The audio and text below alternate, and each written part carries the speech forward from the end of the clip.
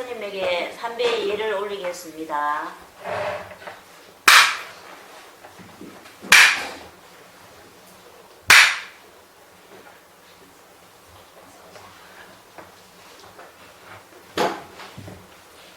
입장에 들겠습니다.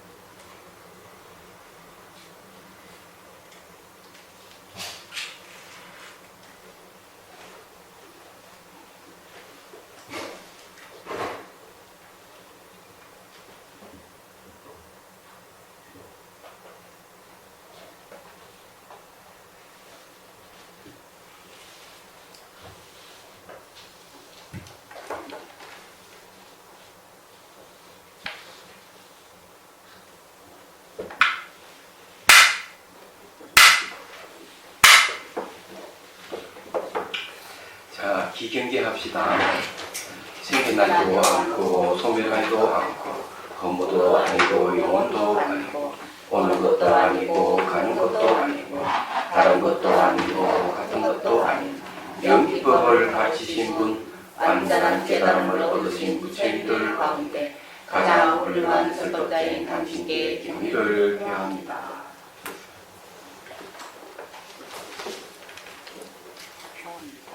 다시 45페이지입니다. 다만 모든 부처님 앞에서 큰 서원을 세우십시오. 이제 이게 그 대선사가 정실하게 하는 얘기입니다. 원컨대 이 마음이 경과에 영원히 물러서지 않게 하여 지이다. 모든 부처님의 가피를 의지해서 선지식을 만나서 이런 지하에 몰록 생사에서 벗어나게 하여 지이다.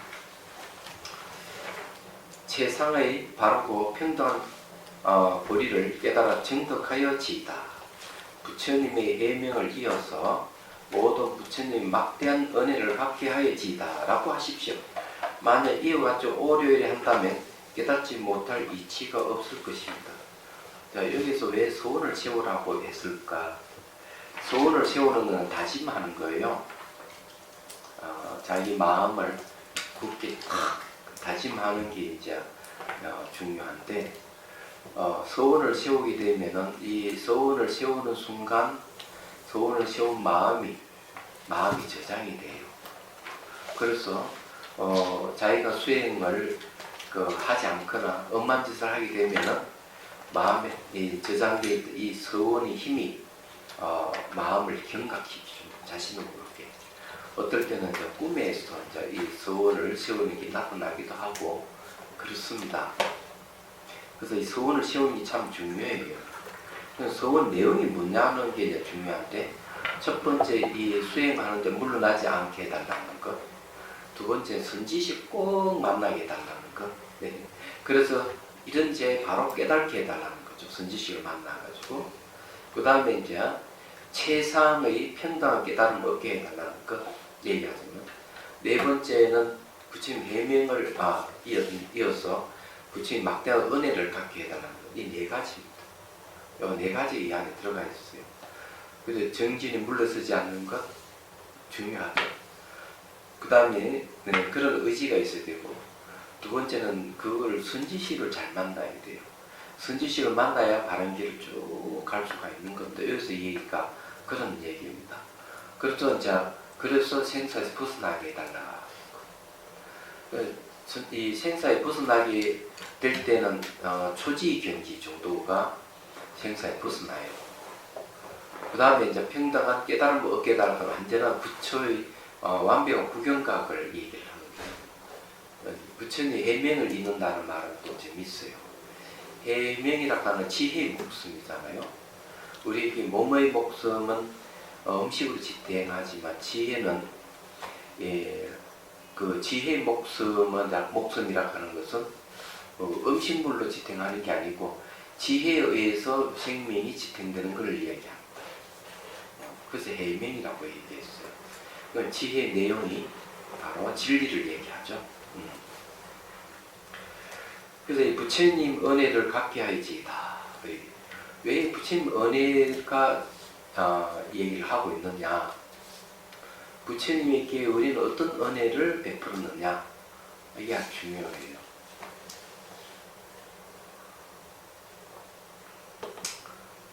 기독교에서는 하나님 은혜를 들먹거리죠. 하나님 은혜가 뭘까? 우리를 창조해 줬으니까 하나님이 우리를 창조해 줬으니까 우리는 그 은혜를 입었다 이렇게 보는 입장이에요. 그게 이제 믿음의 종교의 특성입니다. 근데 검증이 필요해요. 사실은 그거요. 왜 검증이 필요한가면 하나님이 우리를 창조했다 하는 게 정말 맞는지 근거를 확실히 돼야 되는데, 그러면 그네들의 근거는 성경이에요. 성경은 뭡니까? 어느 문자로 이루어진 거예요. 그러면은 어느 문자들 굳이 믿을 수가 있느냐 하는 문제가 있어요. 그러면 그것을 이 어느 문자에 씌어진 것을 도대체 검증을 하려면 어떻게 해야 되느냐 이렇게 그 사람들에게 물어보면은 기도하라 그래요. 맞아요. 예. 기도하라. 그러면은 과연 이 기도를 하는 것이 정말 그러면은 검증되느냐 하는 문제가 또 있는 거거든요. 그러면은 불교에서는 그러면 부처님 은혜를 이야기하면 이건 또 뭘까요? 한번 비교해 봐야 돼요. 그렇죠? 그럼 부처님 막대한 은혜라 하는 게 뭘까? 부처님께서 우리에게 은혜를 준 거는 이거예요.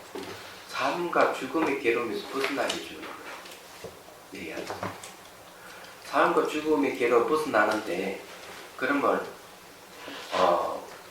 우리 마음의 본성은 본래 삶과 죽음이 없다, 생로병사가 없고 죄업이 없다 이렇게 얘기해요. 그건 더 놀라운 사실은 그 마음의 본성은 어떠한 조작도 없다. 마음의 본성은 처음도 없고 끝이 없고 창조된 적도 없고 또 파괴된 적도 없고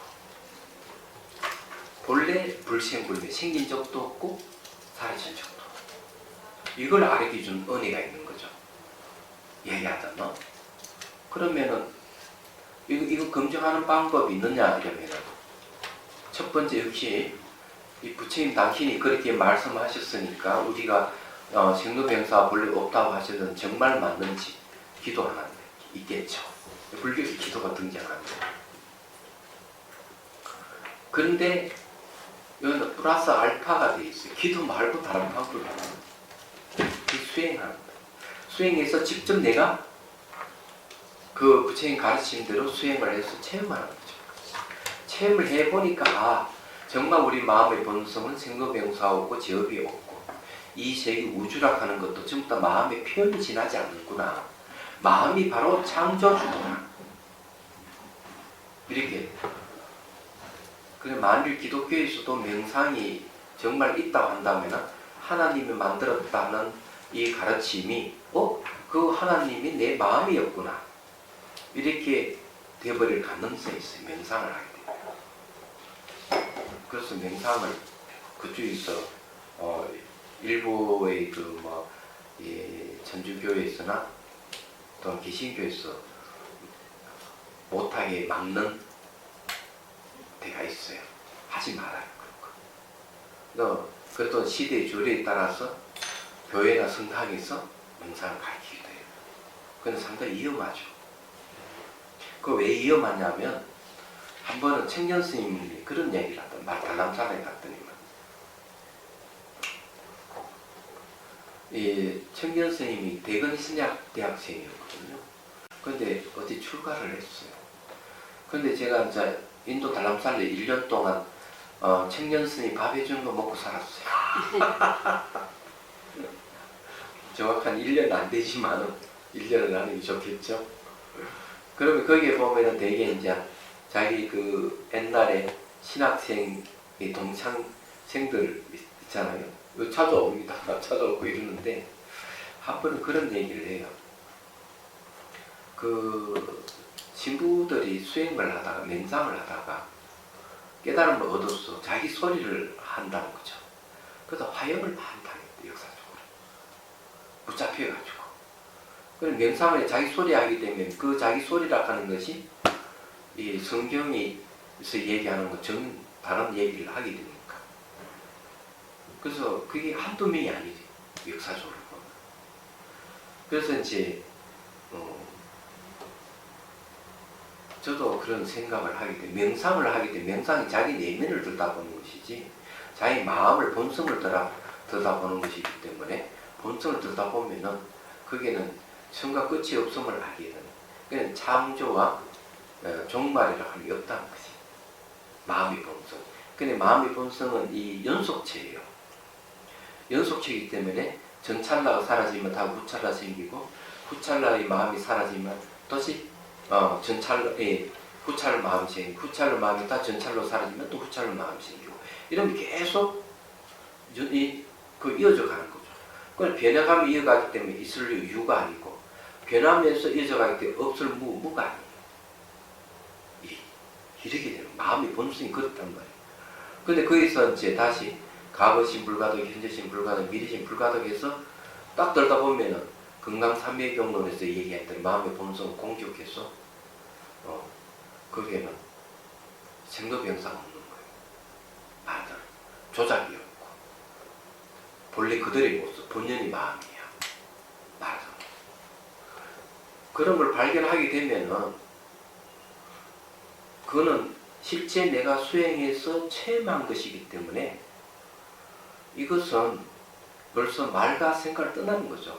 글로 기록한 것보다는 훨씬 더 검증된 것들이죠. 얘기하자면. 그래서 불교는 경전이나 논서에 기록된 것보다는 내가 수행을 체험해서 검증된 것을 더 높게 쳐주는 겁니다. 경전의 권위보다는 내가 수행해서 깨닫는 것을 더 권위를 쳐주는 거예요. 이게 이제 반전이에요. 그래서 이게 이제 부처님이 막대한 은혜라고 얘기하는 거는 완전한 괴로움에서 벗어나게 해줬다는 거죠. 우리는 가장 사람이 두려운 것이 뭐냐면은 죽음에 대한 공포예요. 건강하고 살아있을 때는 별로 잘 못 느끼다가 병이 한번 들거나 생사의 고비에서 한번 넘겼거나 특히 이제 나이가 들어가면서 자기가 죽을 날을 볼 때 또는 아주 가까운 친척이나 가족이 누가 죽었을 때 이랬을 때 강력한 어떤 죽음에 대한 공포가 올 가능성이 있어요. 얘기하다. 그래서 이제 사람은 살면서 이 의식이 깨있는 사람은 불법을 전혀 접하지 않고도 세상이 너무 허망하고 이 세상이 만족스러운 게 아무것도 없다고 아는 사람 참 많아요. 얘기하자. 그래서 일어나고 사라지면 생과 사가 없는 생과 사가 없는 것이 완벽한 거예요. 생긴 건데 반드시 사라지기 때문에 이 만족스럽지 않는 거죠. 여기서 벗어나는 방법을 사람들이 꾸준히 찾고 있는 거죠. 그래서 그때도 얘기했지만 구글에서 AI를 이용해서 사람 수명 500세를 늘린다고 그러고 냉동 인간을 통해 가지고 영원히 살기를 바라고 그러죠. 그렇지만 옛날에는 고래가 그 이전에 벌써 영혼은 죽지 않는다든지 죽어서 천국 간다든지 천당 간다든지 극락 간다든지 이런 걸 끊임없이 사람들이 얘기를 하는 거예요. 그러면 뒤집어서 보면은 그 이면은 인간의 죽음에 대한 공포가 있는 거죠. 얘기하자면. 근데 부처님께서 이 죽음 공포에서 완전히 벗어나게 해줬으니까 막대한 은혜인 거죠. 그 방법을 제시한 게 뭐냐면은 바로 이 화두를 참아 조사의 은구를 얘기를 하는 거죠. 그래서 여기서 이 얘기를 하는 거죠. 이게 서원을 세운다는 거는 내가 앞으로 가는 길을 내는 것과 똑같아요. 그 정실왕에게 대선사가 서원을 세워라. 굳게 하겠다 맹세해라. 그러면은 당신이 원하는 대로 삶과 죽음의 길에서 완전히 벗어날 수가 있다. 대선사가 지금 얘기하는 이런 얘기입니다. 여러분들은 죽음의 공포를 언제 맛봤어요? 다 있습니까? 저는 딱 30세 되던 해에 벌써 알았어요. 그 전에도 뭐 그렇지만은 저는 사유를 굉장히 많이 한 사람이에요. 뭐 생각하고 막 생각해서 얻은 결론은 아무것도 없다. 그런 결론이 도달했죠. 마음의 본성에는 뭐가 없다는 거예요. 그런까지도 도달을 해봤는데 꿈속에서도 막 그냥 끄끄랑하면서 깨달은기도 하고 그래서 제가 꿈속에서도 그냥 별을 일을 다 겪어봤는데 30세 그러니까 제가 강당에 있으면서 아주 일주일 동안 막 굉장히 아팠어요. 사경이 헤매다시피 해도 겨우 이제 기사소생을 했죠.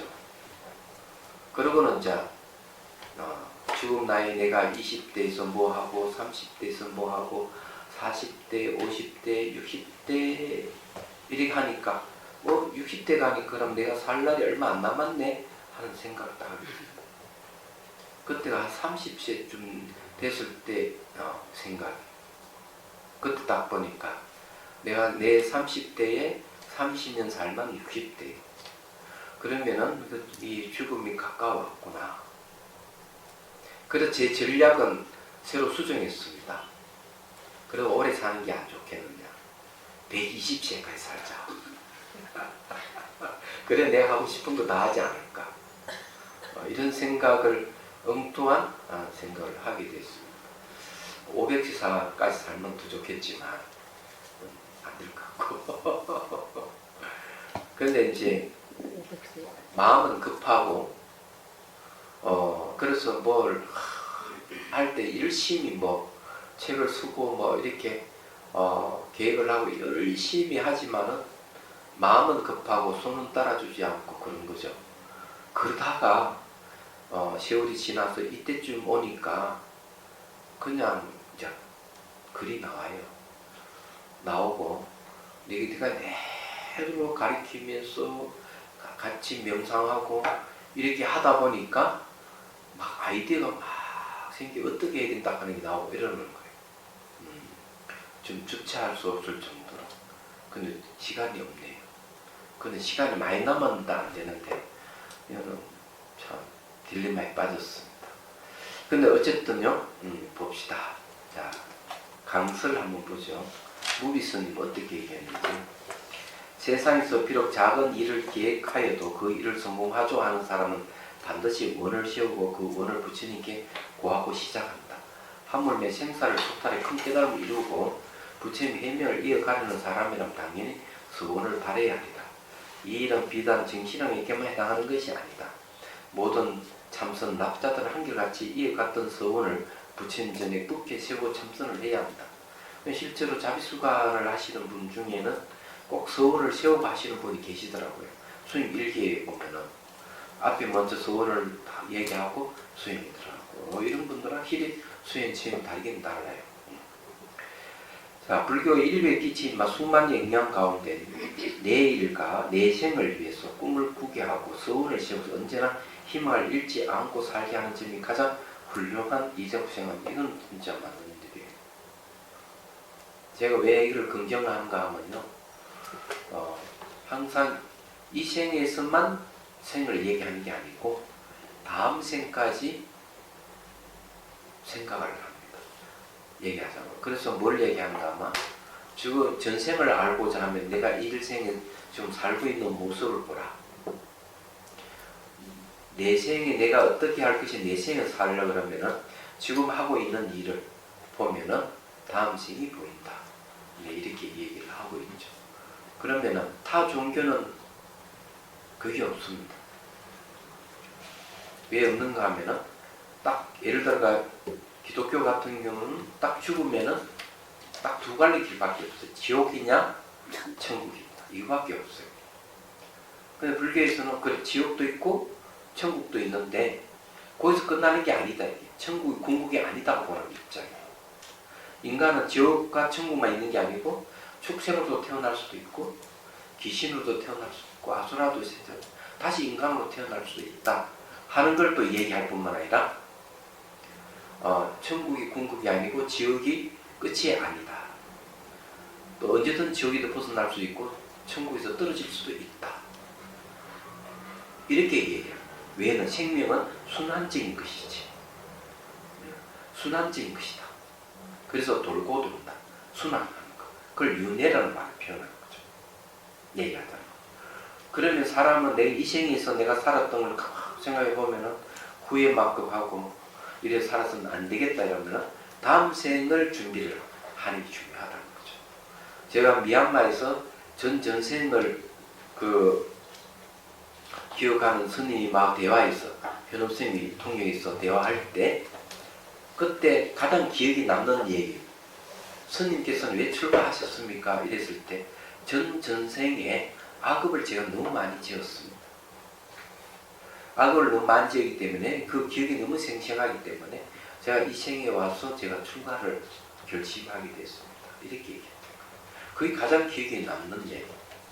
그 다음에 그 남님을 보다 보니까 또 이런 구절이 나옵니다. 이것도 상당히 제 마음이 들더라고요. 그 구절에 이런 구절이에요. 내가 죄업을 짓고 잘못된 삶을 살아가더라도 그 가보가 오기 전에 내가 참회를 하고 경전에 대해서 열심히 공부를 한다면 그 죄업이 소멸하게 됩니다. 가보가 오기 전에 없어도 됩니다. 그럼 경전에는 왜 그러냐? 경전에서는 바로 뜻을 이 모든 존재의 궁극적인 뜻, 진리를 이야기하기 때문에 그 진리를 내가 듣고 사유하게 되면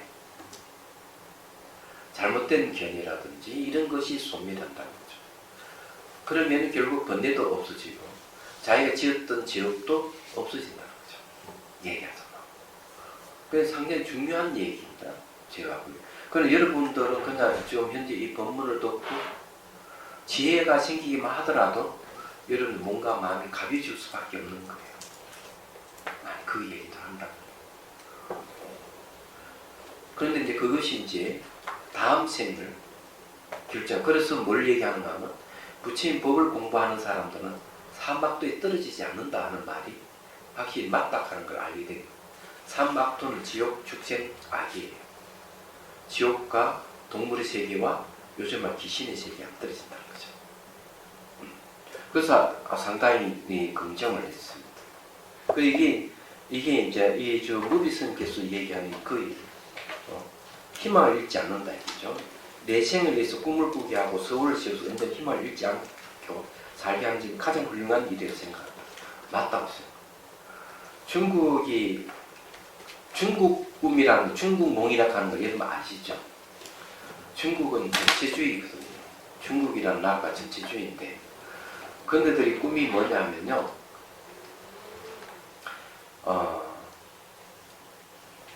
그네들의 꿈은 나라를 처음에는 바로 세우는 거고 목대통이 그 일을 내는 거죠. 그 다음에 두 번째는 경제 대국을 이루는 거. 그거는 덤석통이 이뤘어요. 지금 시진핑이 하고 있는 건 뭔가 하면은 나라를 강하게 만들겠다. 근데 이런 꿈이 가능하다는 거죠. 전체주의에서요. 공산주의에서는 가능하다는 그런 꿈을 얘기하는 거죠. 그래서 지금 현재 이제 2050년까지 세계 최강국을 꿈꾸고 있는 게 중국입니다. 얘기하자면. 그런데 불교는 그래 이 생이 꿈만이 아니고 다음 생까지 내생까지 벌써 우리는 꿈을 꾸고 있는 거죠. 차원이 다르죠. 얘기하자면. 중국만은 그렇게 해서 모든 세계의 정상들 다 꿈을 갖고 있습니다. 대한민국의 국민들도 대통령도 꿈이 있을 것이고, 예, 미국의 트럼프와 미국의 국민들도 꿈이 있을 것이다. 그렇지만 그 꿈들이 다음 생을 준비한 꿈은 없습니다. 이런 거 보면은 불교에서 보는 이 시각이 굉장히 넓은 거죠. 먼 미래까지 보고 생명은 순환한다 하는 것을 전제를 하고 있는 거예요. understand? 별로 호응이 없는 말 같아요. 이 얘기 지금 하니까. 뭐 별로 저게 반응이 없어요. 자, 그 다음에 이런 지하에 물론 생사에서 벌써 최상의 깨달음을 정득한다는 말은 불교의 깨달음 역사적으로 볼 때 경전한구조에는 조사의 말 한마디에 문득 진리를 깨닫고 도를 이루는 일이 허다함으로 그렇게 말한 것이다. 자, 여기에 대해서도 분명히 얘기를 하죠.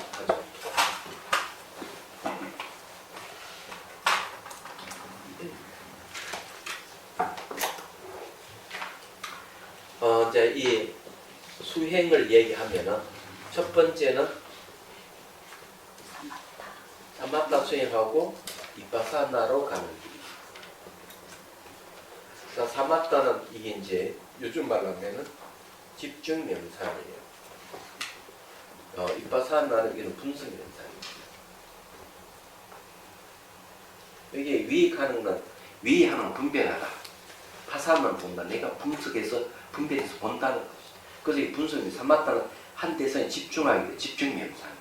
첫 번째 길이에요. 두 번째 길은 이빠사나를 수행하고 사마타로 가는 거예요. 세 번째는 사마타와 이빠사나를 함께 수행하는 거죠.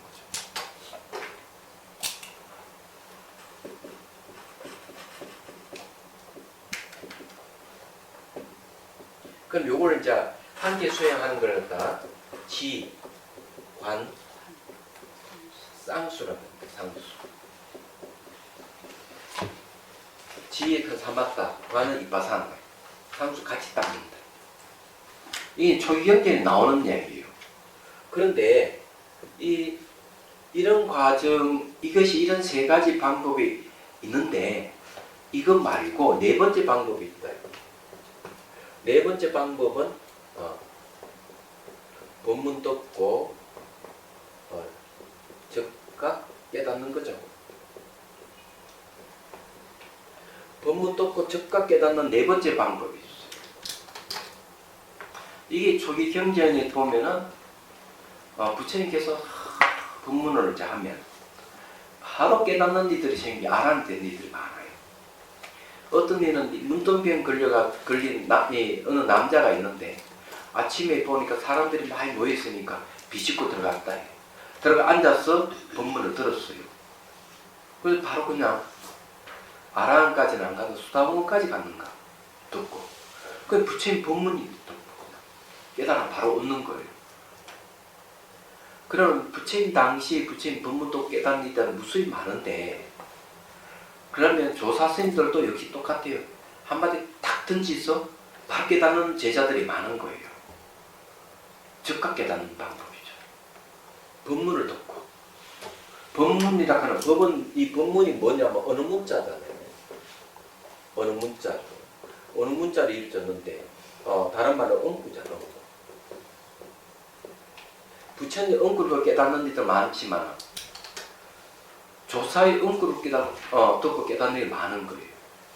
좀 차이가 있어요. 부처님은 너무나 자비롭기 때문에 자세하게 이렇게 설명을 천천히 해주는 반면에 조사 스님들 말만 날카롭게 딱 던질 뿐이에요.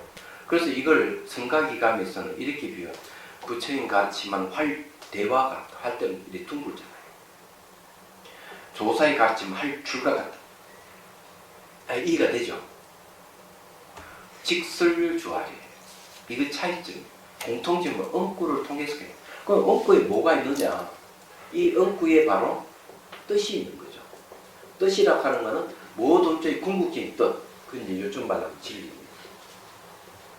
이 엉구 안에 진리가 있기 때문에 엉구 속의 진리를 뭐라고 얘기하는가 하면 화두라고 얘기합니다. 화두는 말과 생각 이전이라는 뜻이죠. 그래서 이 엉구 속에 있는 뜻이 말과 생각 이전을 얘기하는 거예요.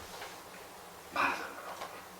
그래서 제가 이제 전번 시간에 얘기했듯이 이 조사 스님의 수행, 가나선이라고 하는 것은 몸을 관찰하거나 감각 관찰하거나 마음을 관찰하거나 이런 게 아니라 그냥 조사 엉구를 붙들고 바로 마음의 본성을 들어가는 걸 얘기한다.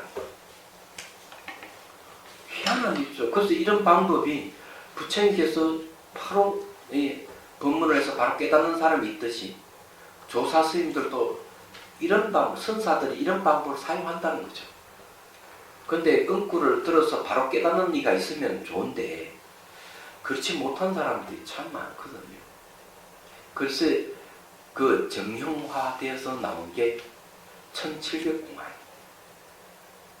1700공안이 전부 다 엉구로 이루어져 있잖아요. 잘 보면은. 근데 저기 육조의 스님은 조사의 엉구를 또 깨달은 분 아니에요. 그러면은 부처님의 엉구를 통해서 깨달으신 분이 육조에 해능됐어요.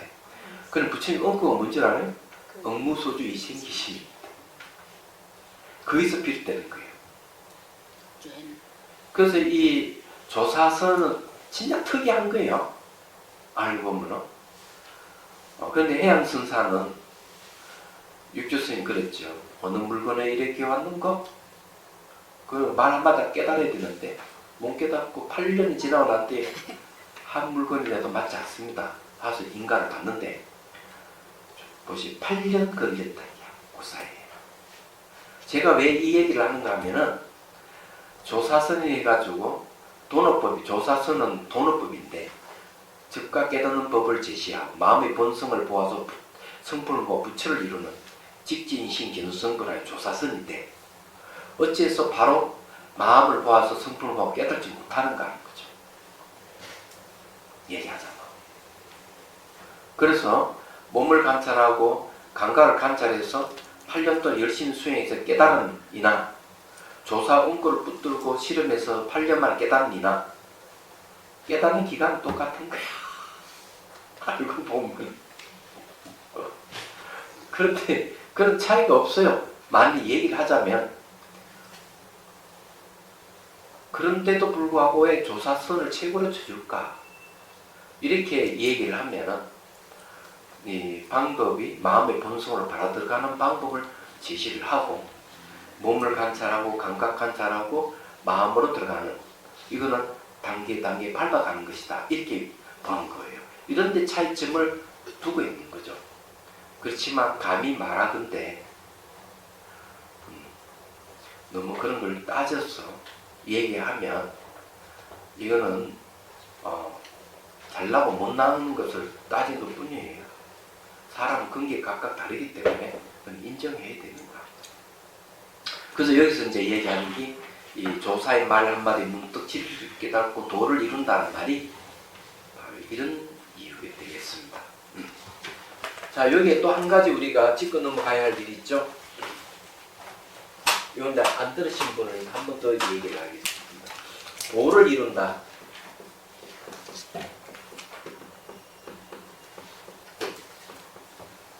이 도가 뭘까 하는 거죠. 태권도, 요도 도죠. 다도, 요도 도가 들어. 유도도 있죠. 유도. 여러분 이거는 뭔지 아십니까?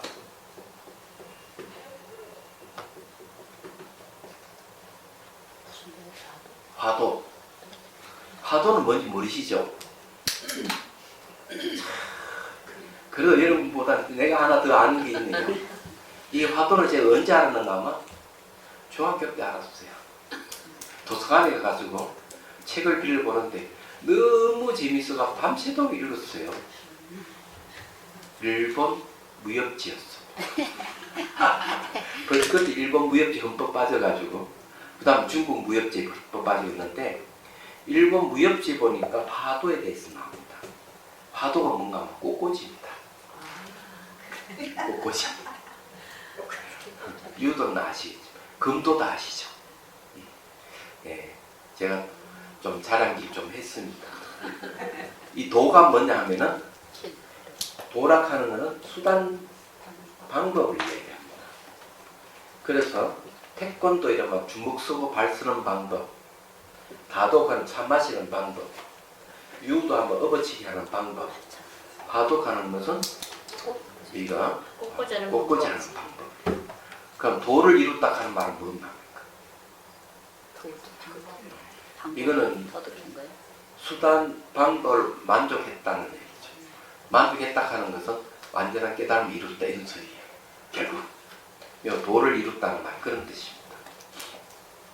제가 왜 이런 말을 자세하게 하느냐 하면은 제가 수월하게 얘기해도 저는 알고 얘기하는 듣는 사람은 모른다는 사람이 너무 많아서 이런 것까지 제가 이제 다 타치하고 있습니다. 그러면 혹시 안 낫겠어요, 그죠? 자, 그 다음에 다시 이제 46페이지. 보지 못하셨습니까? 선제동자가 문수보살부터 발심을 하였지요.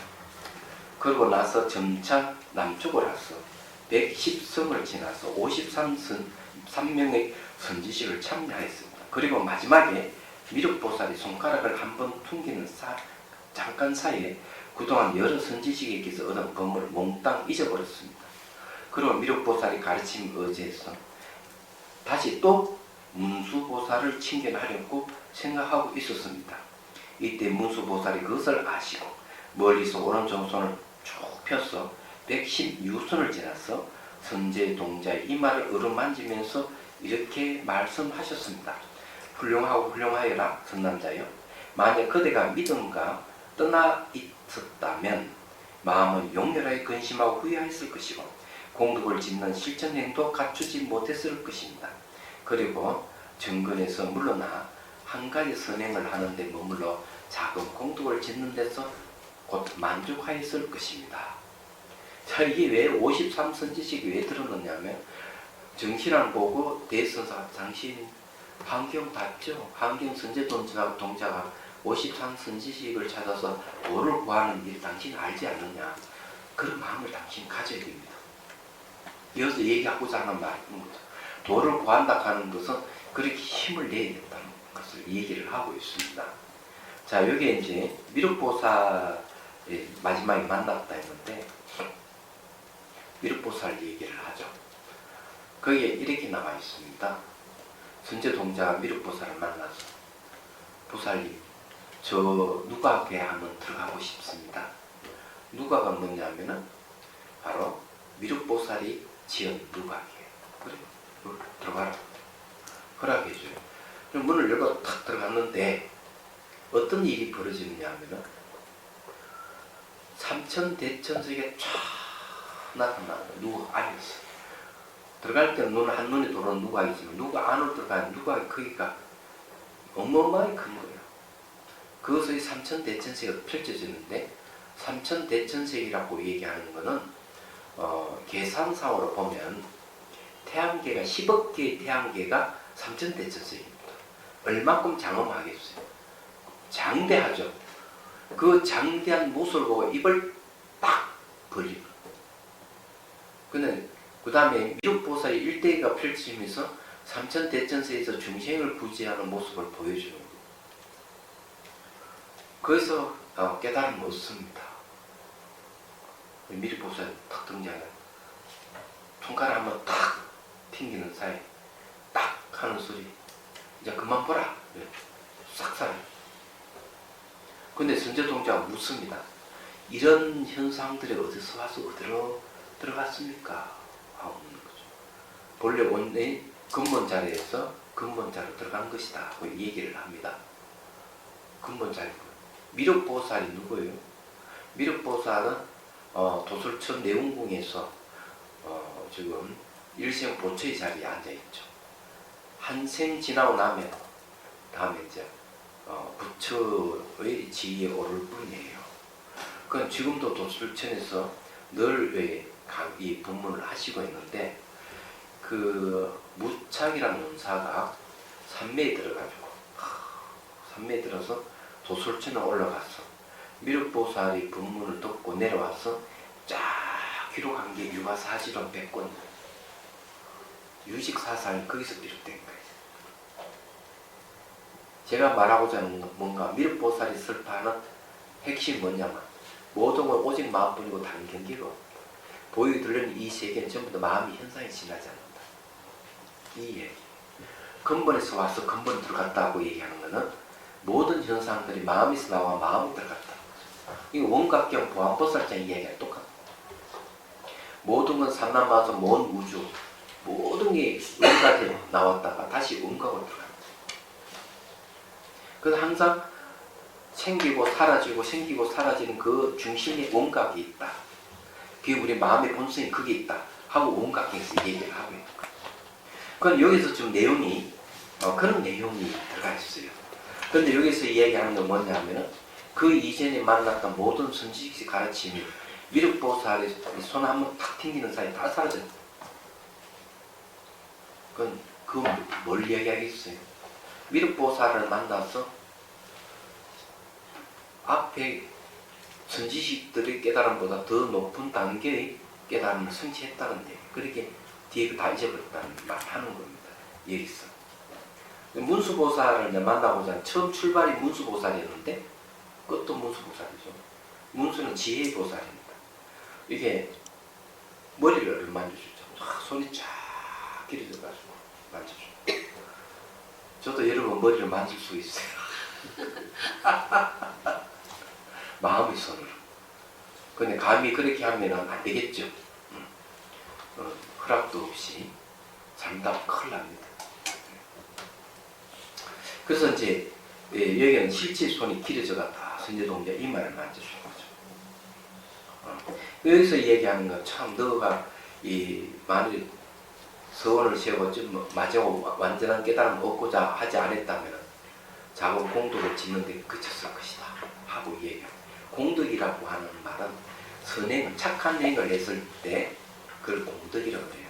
훌륭한 결과를 가져올 수 있는 원인을 공덕이라고 합니다. 그러면은 선제동자가 했던 것만 진리를 구하고자 하는 마음이죠. 진리를 구하고자 하는 마음을 얘기를 하는 겁니다. 그래서 이제 54선지식을 이제 찾아놨었다. 이건 이 사례를 들어서 정실하게 마음을 일깨워주는 것. 당신도 이런 선제동자의 마음을 내야 됩니다. 여러분 선제동자, 동자 그러니까 어린아이라고 생각하는데요. 동자는 20세 미만의 아이지만 또 다르게 표현하면 결혼하지 않는 남자를 동자라고 해요. 저 결혼 하지 않았죠, 동자.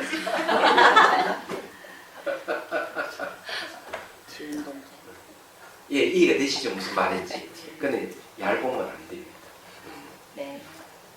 영상이. 자, 지금 입법 개품은 얘기를 이제 서원을 세워서 이렇게 칭찬하고 이 얘기를 하는데 여러분들은 하엄경은 뭘로 이루어진지를 아세요? 하엄경 가표를 이제 보면 여기 믿음에 대한 얘기 나오는데 신, 해, 행, 진짜 요리 되어 있습니다. 처음 믿음 네가 믿으면 그 다음에 이해를 차원에서 오죠. 그런데 여기에 이 둘 관계를 믿기만 하고 알미 없으면은 그것은 맹목적인 믿음이 된다. 아주 위험하다. 영면연수는 선사가 얘기합니다. 아는 은 있는 믿음이 없으면 그 말이 아주 공허하다. 이렇게 얘기합니다. 믿음에는 반드시 이런 알미 있어요. 그러면 그 다음에 내가 실전 수행에 들어가고 실천하게 되면 내가 정덕을 하는 거죠. 그럼 요거와 짝이 되는 게 뭔가 하면은 이런 말입니다. 교, 비, 행, 화. 딱 맞습니다. 자, 뭘 믿는다? 부처님 가르침을 믿는 거죠. 이 부처님 가르침 믿는 데는 반드시 지혜가 있습니다. 여러분들이 부처님 가르침을 내가 이해했다. 아, 그렇구나 하고 이해하면 그걸 지혜예요. 그 다음에 뭐가 생기느냐? 믿음이 생겨요. 그 다음에 이제 이치, 가르침이 이치는 내가 이해해야 될 대상이에요. 얘기하자. 그건 요거 딱 맞는 거죠. 요 같이 수행이 들어가고 정과, 정독된 정과라는 말이 맞는 거죠. 그래 교리행과 시인의 행정 이 과정을 거치는데 하은경은 바로 가표가 시인의 행정으로 되어 있어요. 창조주를 매개하는 종교는 대부분 믿음의 시작에서 믿음은 끝납니다. 불교에서 믿음이 시작해서 깨달음에서 끝나는 거예요. 이걸 분명히 여러분 아셔야 돼요. 굉장히 체계적이죠. 한마디로 얘기하자면. 그래서 이제 그래서 믿음을 얘기하는 이유가 그런데 믿음에는 반드시 그 전제가 지혜가 동반되고 있다는 거죠. 그래서 불교에서는 맹목적인 믿음은 용납하지 않습니다. 무조건 부처님 불상을 보고 팍 엎어져가 아이고 우리 부처님 이러면은 이 사람은 언제든지 종교를 바꿀 가능성이 있는 사람. 왜냐하면 이치를 모르기 때문에 진리를 모르기 때문에 그런 거죠. 그건 매우 위험해요. 그래서 종교는 감성적으로 믿는 게 아니에요.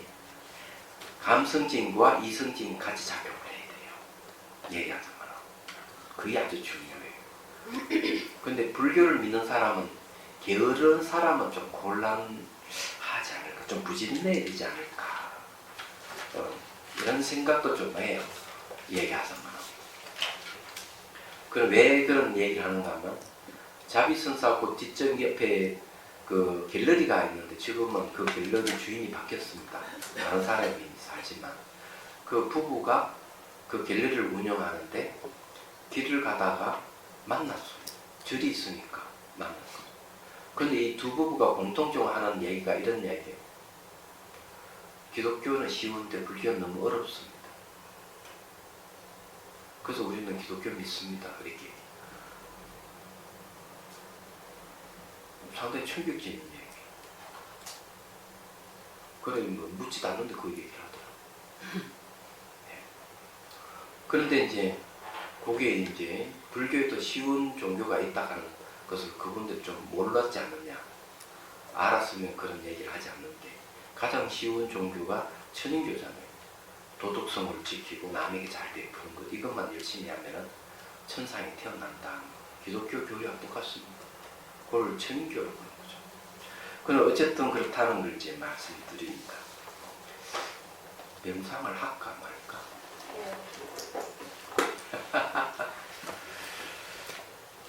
그러면은 한 조금만 하죠. 한 5분만 하겠습니다. 5분만 하고.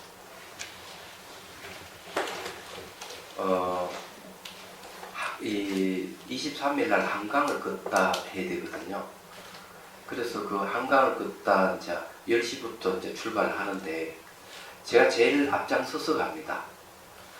그 다음에 이제 VIP 들어가고 그 다음에 아마 일반 사람, 그 다음에 우리 자비선사 팀이 제일 먼저 앞장서서 갈 거예요. 그 말은 뭘 얘기하는가 하면 자비선사 팀이 가장 걷기 명상을 잘하는 분들로 인식되고 있어요. 모범을 보이라 얘기하자면. 근데 좋은 점은 뭔가 하면은 뭐 제일 끝에 오는 사람도 거의 몇십 분을 기다려야 될 일이지. 왜냐면 한 2,000명이 이동한다고 생각하면. 그럼 제일 앞에 먼저 간다하는 굉장히 혜택을 줄 거예요. 명상기도협회에서 자비선사팀을 배려를 많이 했습니다. 그 천막도 제 1번 천막 그 부스를 줬어요. 우리한테. 물론 이제 선업스님이 대회장이기 때문에 그런지는 모르겠지만은 그래서 상당히 고맙게 생각을 합니다. 그래서 여러분들이 꼭 참석을 해주시고요. 왜 중요한가 하면은 명상을 알릴 수 있는 전로의 기회예요. 얘기하자면 전로의 기회이기 때문에 이건 같이 합심하는 게 좋지 않을까. 그래서 오늘 가르쳐 드릴 것은 한 바퀴 돌고 와가지고 먼저 와서 자리에 딱 앉으면 다 돌아올 동안에 명상해야 됩니다. 그죠? 그래서 명상하는 건 여러분들이 이렇게 뭐 앞에 했던 방법 그대로 하시면 되는데, 걷기 명상을 할 때 가장 쉽게 할 수 있는 방법은 의식을 발가락, 손가락, 머리 끝에 두고 걷는 것이 좋아요. 그렇게 두면은 집중력이 생기는데 한 번에 다 안 되기 때문에 처음에는 발가락, 손가락에 두다가 되면 또 정수리 두고 이렇게 걸으셔야 돼요. 그렇게 걸면 뭐가 좋냐? 몸이 가벼워진다는 거예요. 이 보통 우리가 심장이 무리가 많이 가는 사람은 심장이 많이 커져 있어요. 얘기하자면. 그래서 고지혈증이라든지 고열에 있는 사람들, 당이 있는 사람들 심장이 커져 있습니다. 그만큼 무리를 많이 해가지고 그 말은 혈액순환이 잘 안 된다는 얘기예요. 근데 의식을 발가락, 손가락, 머리 끝에 두면 의식이 있는 곳에는 항상 기의 흐름이 있어요. 그래서 발가락, 손가락, 머리 끝에 두고 딱 걷게 되면은 몸이 심장이 무리를 주지 않고 심장을 매우 부드럽게 하죠. 혈액순환이 잘 되고 몸이 가벼워지는 현상이 생겨요. 그렇게 되면은 걷는 힘도 약해지고 알아차림도 훨씬 잘 됩니다. 그래서 여러분들이 이걸 같이 한번, 이것도 자아경선은 가능하기 때문에 한번 연습을 한번 해보도록 하죠. 사실은 트레킹 명상할 때 이 방법을 써서 사람들이 고산지대에서 고산병도 없고 몸도 가볍고 다 밥 2그릇씩 먹고 명상 잘했어요. 이 방법 굉장히 간단한 방법입니다. 자, 같이 한번 해보도록 하겠습니다.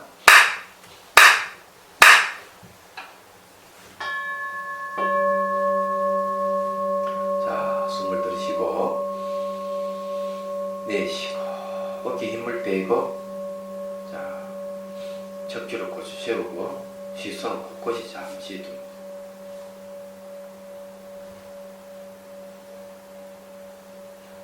자, 눈을 감고, 자, 의식을 발가락, 손가락, 머리 끝에 동시에 두고 봅니다. 동시에 바로 되면은 머리부터 발가락 한눈에 다 돌을 거예요. 잘 안 되시는 분은 발가락, 손가락에 동시에 두려고 노력을 합니다. 되면 또 머리까지 동시에 두도록 한 5분만 하겠습니다.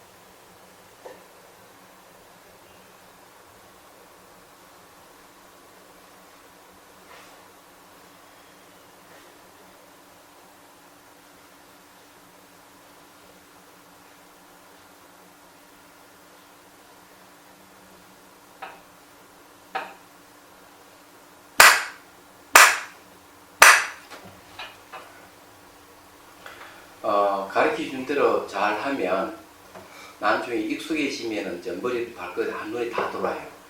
그러면 굳이 발끝, 손끝, 머리끝 둘 필요가 없어요. 그 다음 어떻게 해야 되느냐면은 몸에서 일어나는 감각 알아차리기 하면 돼. 그럼 이빠사나 들어가는 겁니다.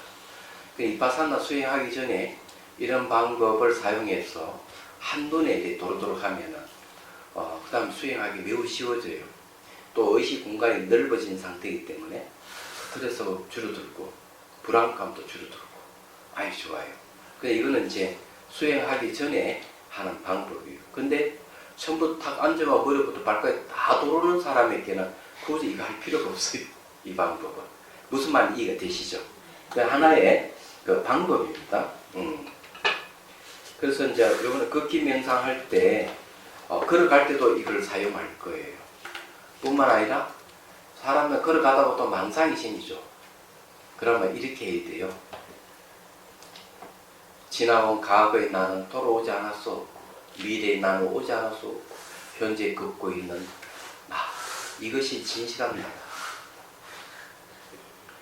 그 마찬가지로 나의 인생을 되돌아보면은 40년, 50년, 60년 되돌아보면 다 지나서 사라진 것은 돌아오지 않아도 없고 미래의 나는 오지 않을 수 없고 현재의 나도 역시 나의 인생은 현재 이 순간만에 존재한다.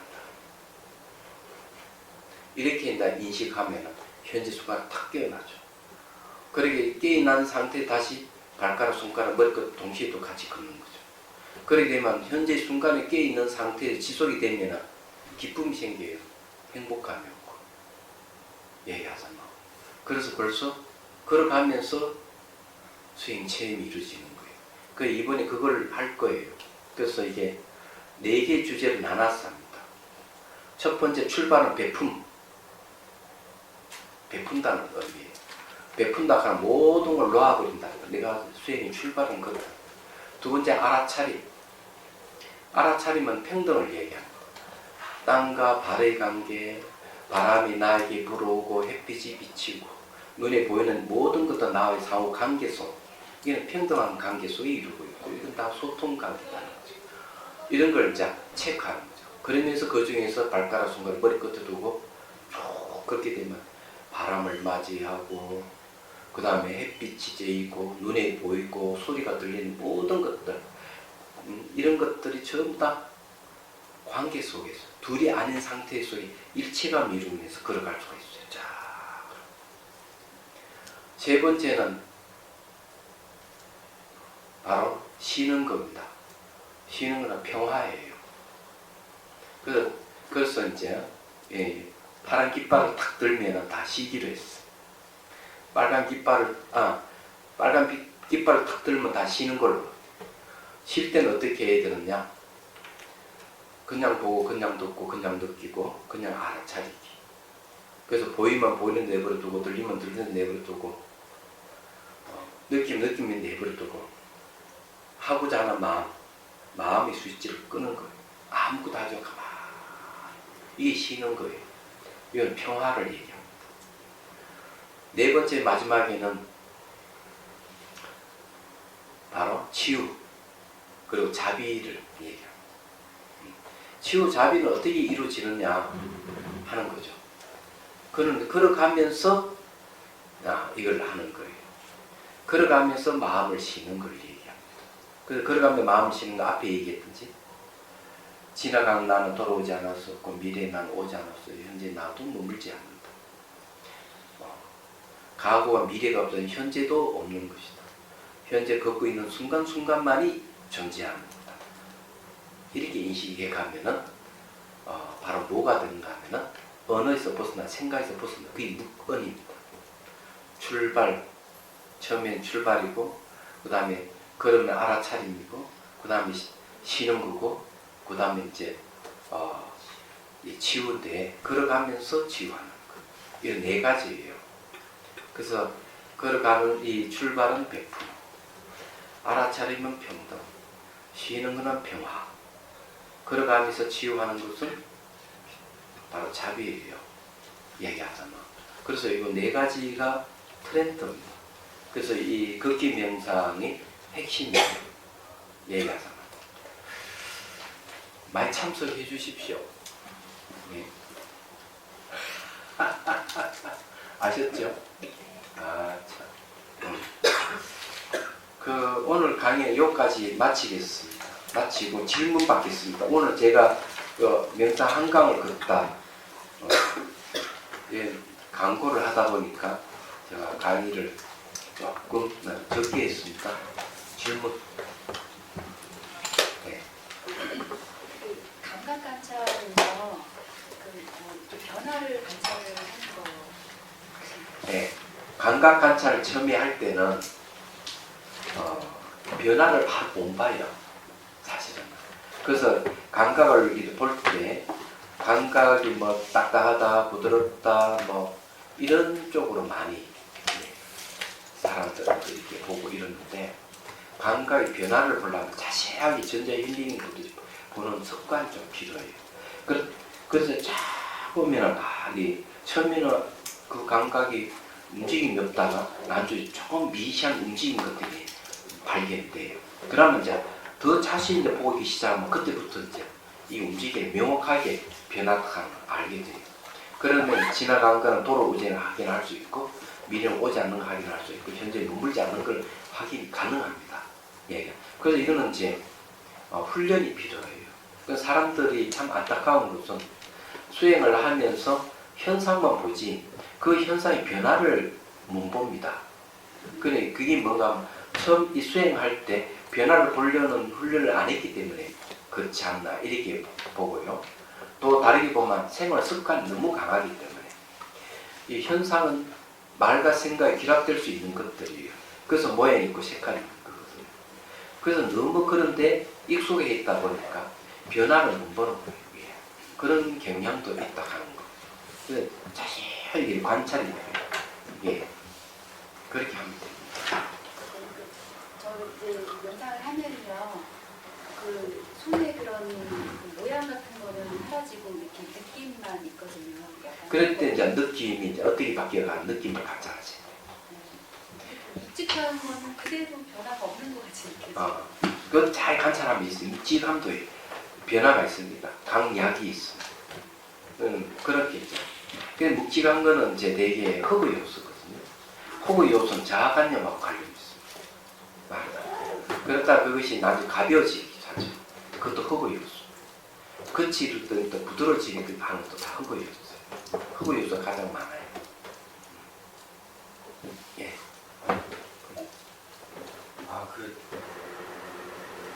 자, 해야죠. 중생들을 구하려는 마음으로 깨달음의 정수를 이룰 때까지 부처님과 법과 선거에 항상 기행합니다. 지혜와 자비를 갖추고 일종을 내 노력함으로써 부처님 앞에 머물겠습니다. 원만한 고심을 일깨우겠습니다. 공개가 일어난 중생입니다. 저도 함께 따라 머물며 중생의 고통 전가로 남겠습니다. 수업을 마치겠습니다.